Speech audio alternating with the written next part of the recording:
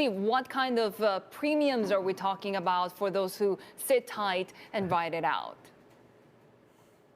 Yeah, the first thing is, of course, you have that decision in many households in Hong Kong, and that is, should we stay or should we go? And those who have left, some of them might not come back, but some might come back to a very different city. There's been an unprecedented exodus, and that has left a talent shortage in this particular case in the financial sector. And there's the old saying, you know, walking across the street, pay increases.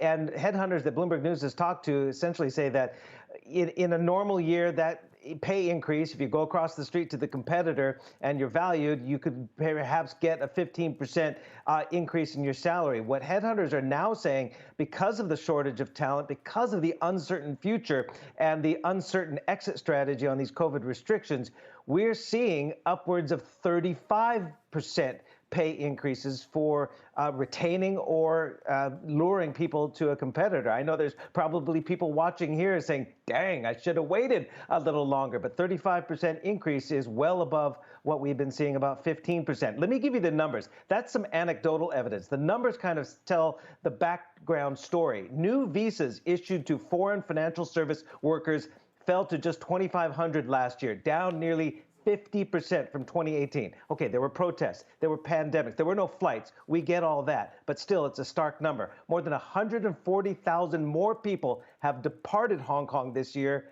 than have arrived, nearly 4 times the total for 2021.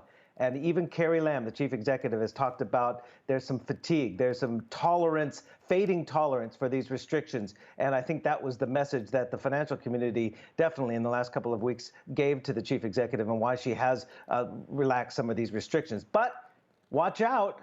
You know, if you go and get that 35% pay increase, you could be vulnerable, because I've lived in Hong Kong many times over 31 years, and Hong Kong bounces back quickly. It did in the aftermath of SARS, and the economy boomed by the end of the year.